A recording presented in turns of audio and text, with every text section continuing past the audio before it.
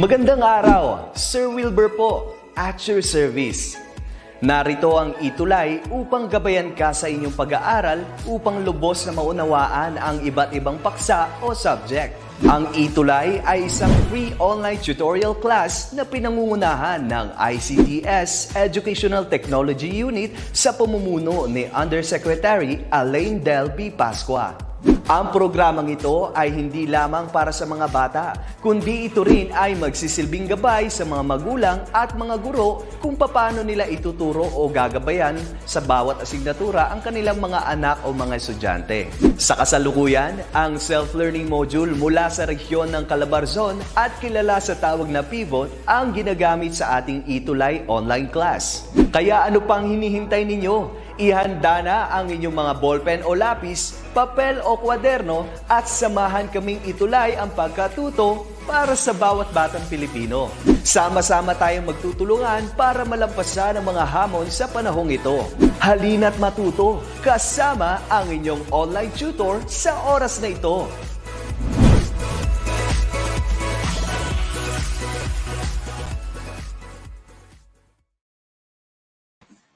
Hello po ng ating mga viewers ngayon, sa lahat po ng ating mga learners na nakikinig at nagsumusubaybay po sa ating ETUlay online tutorial class. So, andito po tayo ulit sa ating subject, Introduction to Philosophy of the Human Person for Quarter 3, Week 6, and our topic is still the human person in the environment.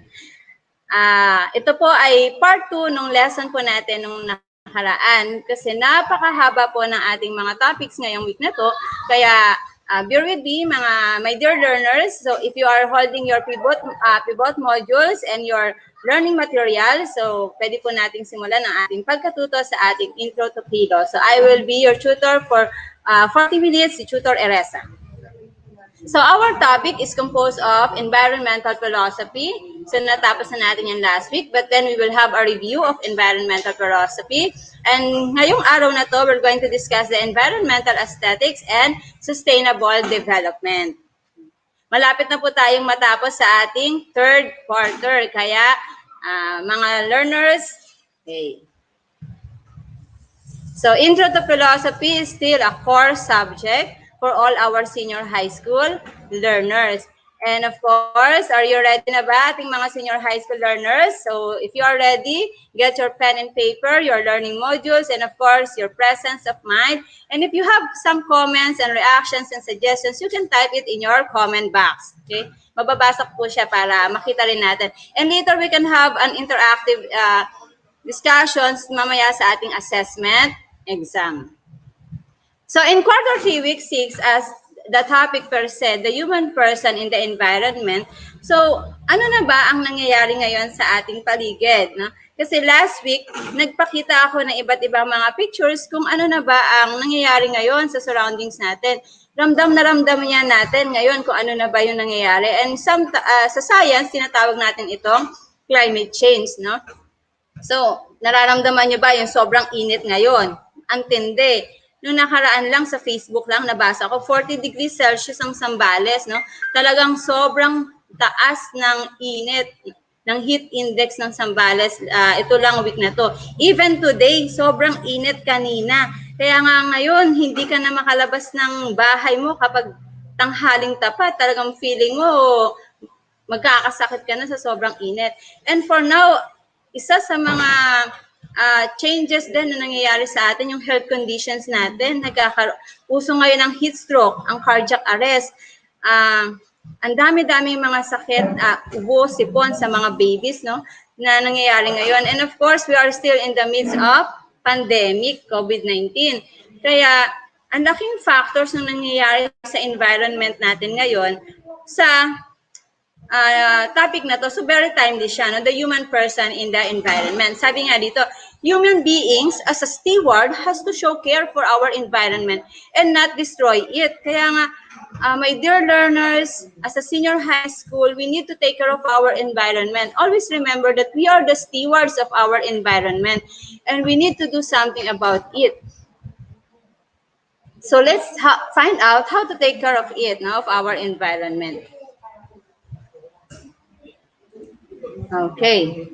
So last week we discussed the environmental philosophy. So what is environmental philosophy? It is a discipline that studies the moral relationships of human beings with the environment and its human contents. Kasi napakahalaga, my dear senior high school learners, na we always take care of our environment and ano ba ang relationships natin within sa ating nature, sa ating surroundings, kasi hindi naman pwedeng human person will na yung tao lang ang mag-exist sa mundo, no? We also need our environment. Kailangan natin ng makakain, kailangan natin ng good weather conditions, kailangan natin ng tubig, no, ng karagatan, kailangan natin ng water supply, ng energy. So all of it comes from our environment, from our natures. So if we're not going to take care of our environment, what will happen to us, no? Kaya napakahalaga po, part of philosophy, yung pinapasok na itong environmental philosophy is for us to have a study kung paano ba natin pangangalagaan ng ating kalikasan at paano ba tayo magkakaroon ng moral relationships, paano ba natin paano ba tayo magkakaroon ng moral relationships between human beings and to our environment. Kasi napakahalaga po nito. And of course, there are three views of philosophy when it comes to environment. We have number one, last week we discussed this, now anthropocentrism. In anthropocentrism, people believes, no, that humans are the most important species on the planet and they are free to transform our natures and its resources. So usually, this is the mind of some of the businessmen, the anthropocentrism. Peoples are the most important species on the planet. Kaya nga they transform some of the environments natin into resources. Like for example, yung mga kagubatan natin, dati green na green yan. Kung magta-travel ka papuntang Zambales or sa ibang lugar, no? Kasi ako taga Zambales kasi ako. Kung magta-travel ka, makikita mo talagang maraming puno sa kalikasan. Pero later on, mapapansin mo, umuunti-unti na lang yung yung mga puno. Kasi napapalitan na siya ng mga subdivisions. Ang dami ng pagbabago na nangyayari sa ating nature. Kung mapapanood natin, yung lumang video ng Ilog Pasig na napakaganda, no, na pwede mo pang languyan, pero later ano nang nangyari? From sobrang ganda na napakalinis, tapos it turns out naging pabaya tayo sa mga basura natin, itatapon natin sa ilog, so naging basura na lang siya. And then later on, nung nagkaroon ng maraming mga environmental issues and concerns, nilinis natin yung ilog. Although hindi mahirap nang ibalik yung dating ganda ng Ilog Pasig, pero little by little, we're trying to do something na malinis siya. So in anthropocentrism, we always remember, in these philosophical views, mas mahalaga ang tao kesa sa environment niya. And we are free to transform our natures and use its resources to sa extent na hanggang kaya natin. That is anthropocentrism. So are we in this kind of mind? Are we a transphocentrism mind? No? Tingnan natin, no? So shout out sa teachers from Planters.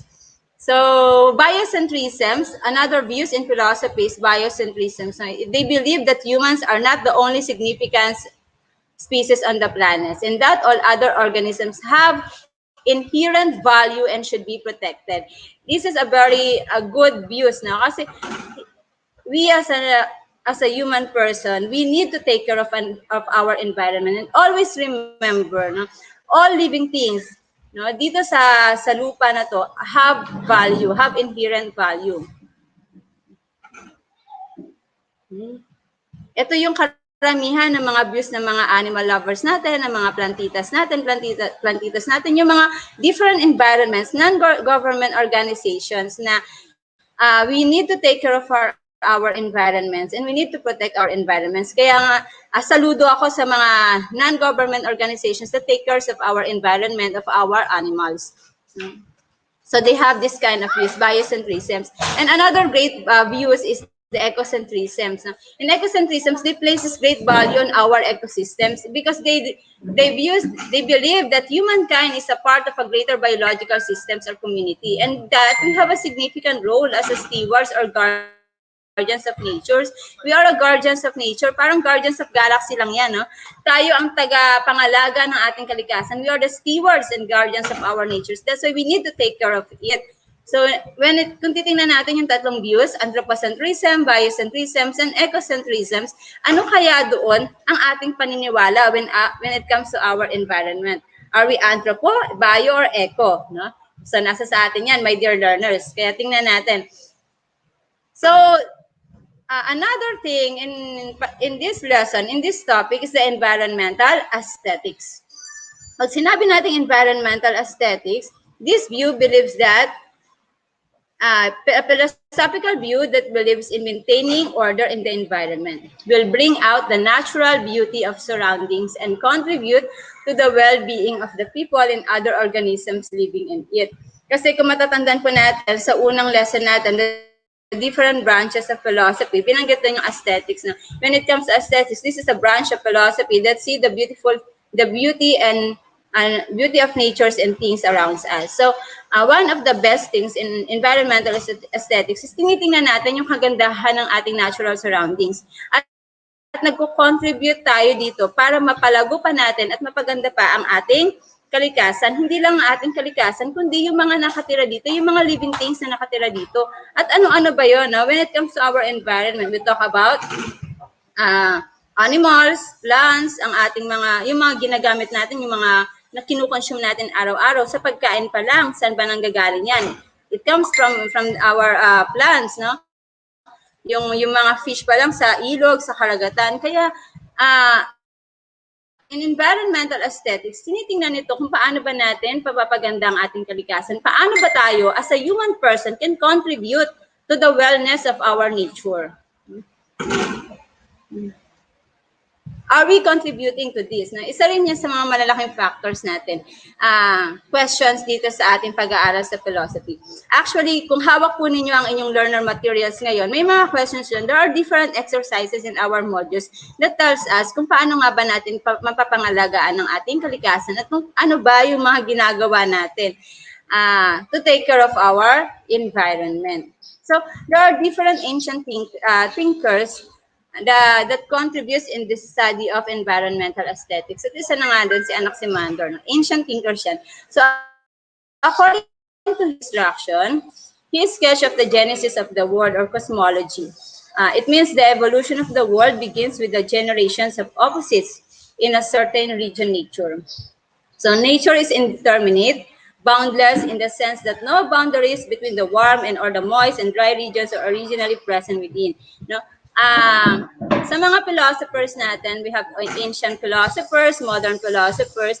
So, iba-iba ang kanilang mga different views when it comes to our environment and when it comes to the study of our natures. Another thing sa mga ancient thinkers natin ay si Pythagoras. Of course, Pythagoras is very famous when it comes to mathematics.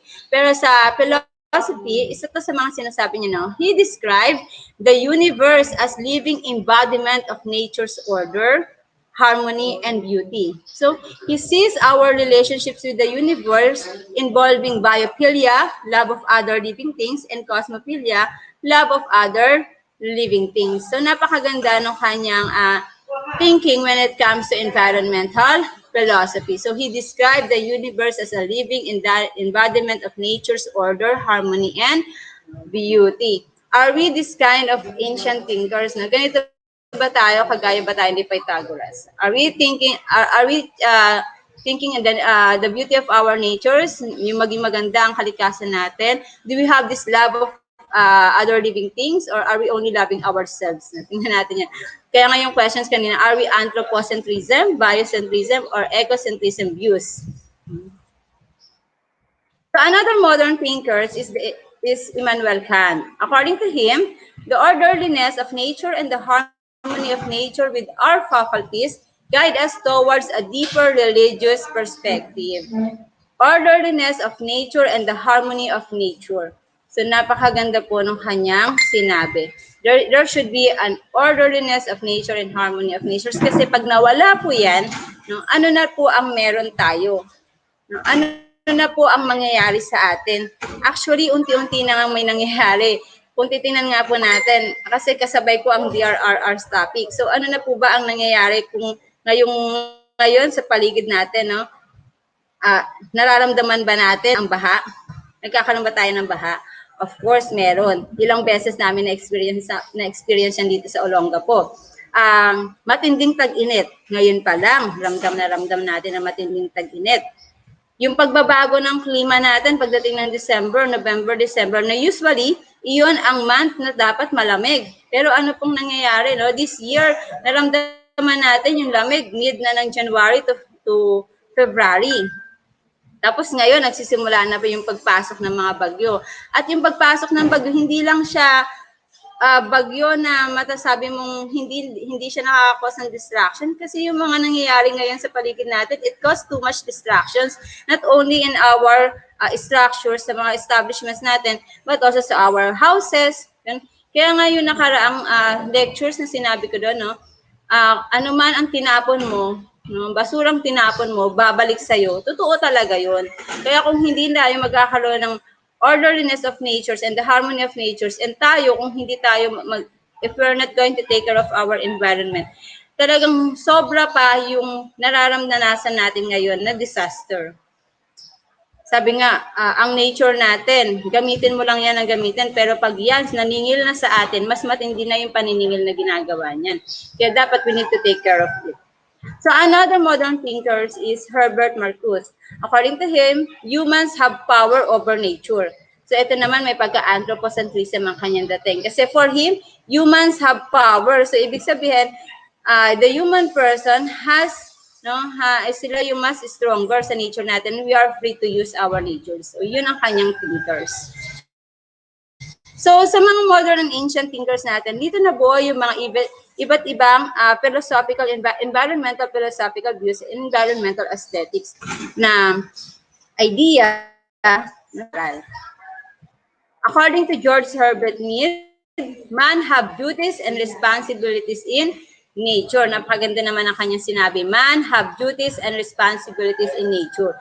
Yes, we all have responsibilities and duties. Kaya we need to take care of our nature. We need to take care of our environment. Because kapag hindi natin ginawa yan, eto na, yung nangyayari sa atin. Mas worse pa kaya, 5 years from now, 10 years from now, ano na kayang mangyayari sa atin? Right now, no, we are in the midst of pandemic COVID-19. Yan pa lang yan.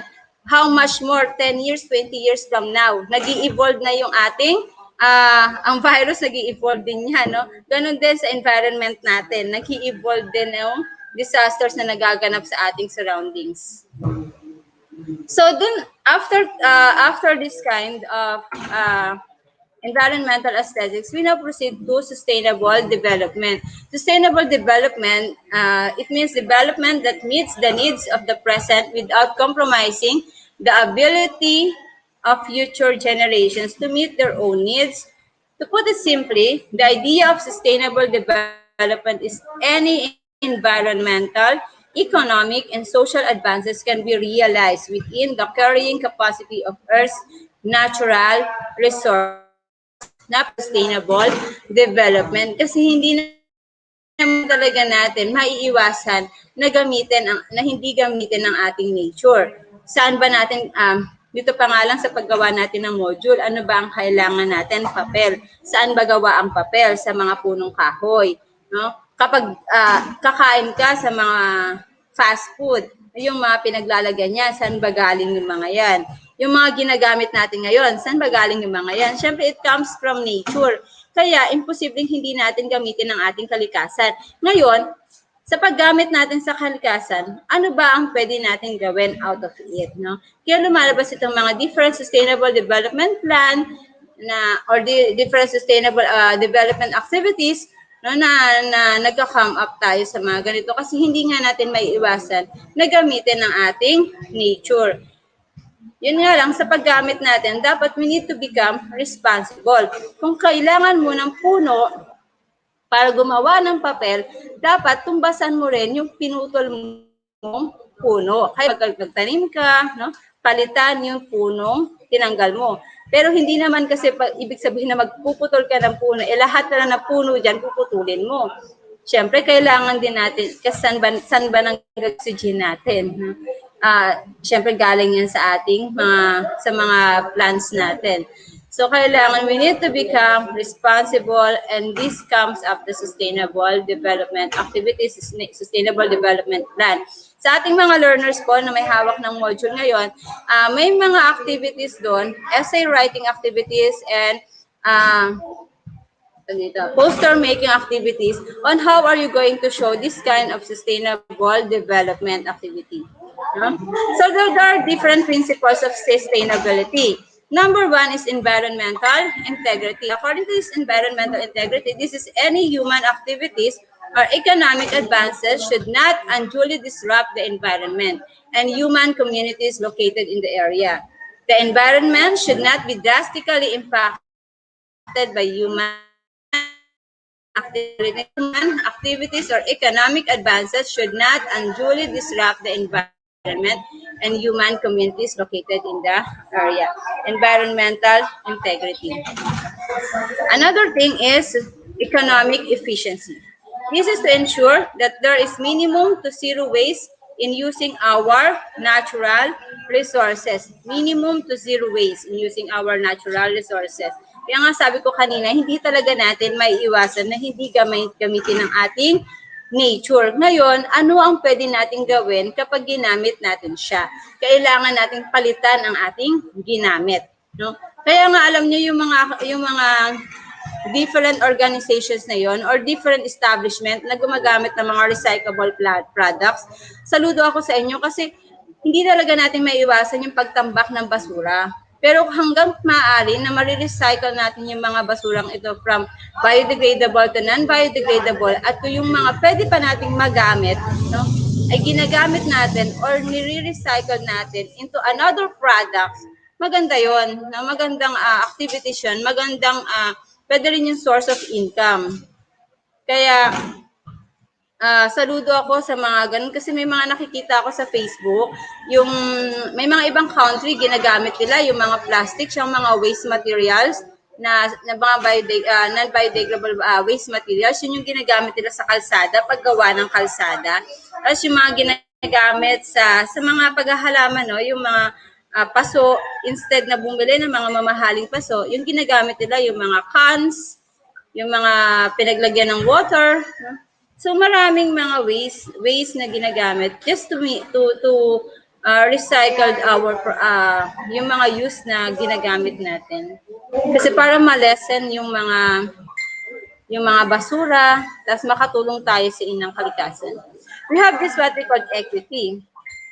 It refers to conserving our natural resources so that the future generations will still be able to use it. Kaya nga kanina yung tanong ko, 10 years, 20 years from now, ano na kayang itsura ng environment natin? Kasi kung ngayon pa lang, masyado tayong anthropocentrism mind, hindi natin pangangalagaan ng ating kalikasan, hindi natin iingatan ng ating kalikasan, ano pa kaya ang mangyayari sa ating susunod na henerasyon, sa ating mga anak na maliliit pa ngayon, or sa magiging apo pa natin, meron pa kaya silang bahay na matutuluyan? Meron pa kaya silang puno na masisilungan? Meron pa kaya silang malinis na dagat or tubig na maiinuman? No? Kaya, in equity, no, it refers to we need to conserve our natural resources para may magamit pa ang ating mga future generations. Sa electricity pa nga lang, pag alam natin na walang tao, kailangan patayin natin yung ilaw or yung electric to conserve our electricity. And actually, timely nga rin yung topic na to sa senior high school kasi kanina, last week, nung gumagawa ako ng modules, tinutulungan ko yung anak ko na nag-grade 2 sa kanyang modules. Ang topic din nila is sustainability. Tagalog sa mother tongue nila tsaka sa Araling Panlipunan. Paano sila makakatulong sa pangangalaga ng kalikasan? Imagine grade 2 pa lang, tinatalakay na to. How much more sa senior high school? Kaya dapat tayo mga senior high school learners natin, be responsible kasi mas dapat makita ang pagiging responsible sa atin. Kasi tayo yung mga adult na. So, activities. Let's proceed to activities. Do we have any questions? Okay, so let's proceed now to activities. Actually, there are a lot of activities in these modules. Isa sa mga activities nito, hindi ko na siya pinost dito, pero isa sa mga activities yung poster making, paggawa ng poster regarding sustainable development, ano yung plano natin para mapaganda ang ating kalikasan, maibalik ang ating kalikasan sa dati niyang itsura, essay writing on sustainable developments, at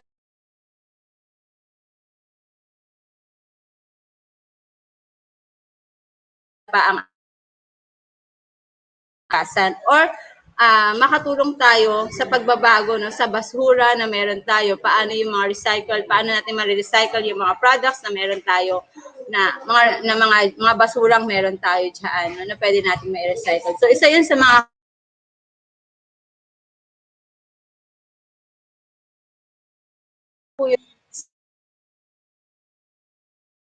basta susundan nyo lang yung rubrics. No? Sa poster, wala namang nasisiro sa poster. Basta susundan nyo lang po yung rubrics kasi yung rubrics natin, naka-attach na siya sa ating pivot modules or sa ating hawak na modules o learners materials.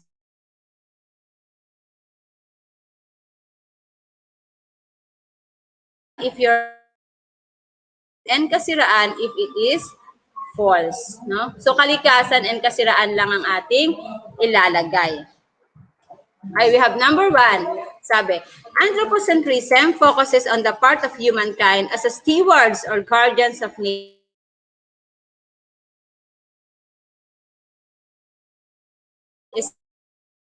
Kasiraan. Okay. The answer is kasiraan. No? Kasi ang sabi niya, anthropocentrism focuses on the parts of humankind as a stewards. Ang anthropocentrism, no, they believe that human is the most important species of the planets. Ano bang views yung may stewards or guardians of nature? That is ecocentrism. That's kaya siya kasiraan. Number 2. Both ancient and modern thinkers believe that man will bring out the natural beauty of environment if they are capable to govern the nature. Is it kasiraan or kalikasan? So the right answer is kalikasan. Okay, next.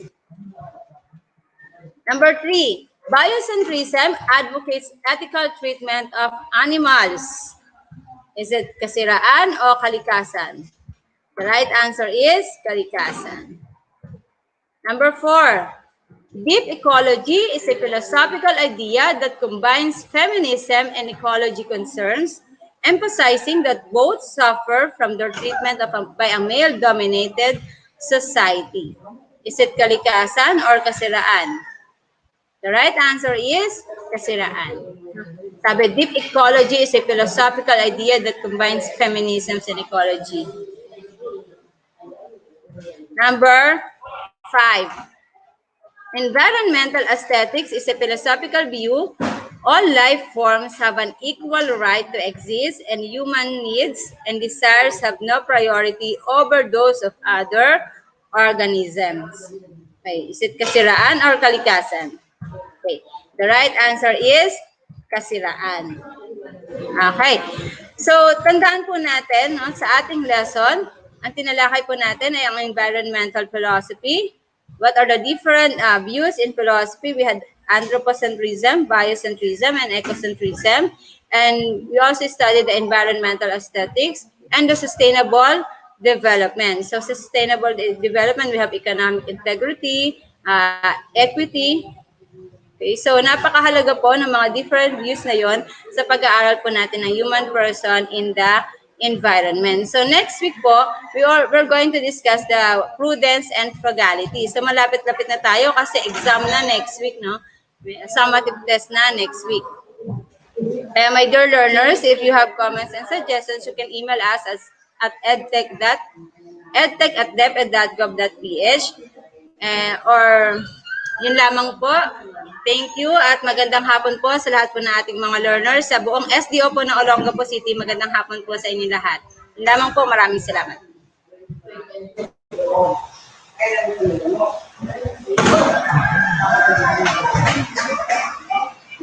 Paalam!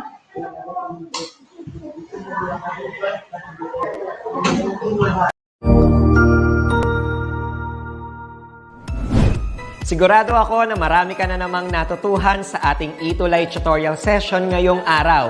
Tandaan, ito ay hindi lamang para sa ating mga mag-aaral, kundi pati rin sa ating mga minamahal na guro at mga magulang na kaagapay natin para maituloy ang pagkatuto sa kabila ng nararanasang pandemya.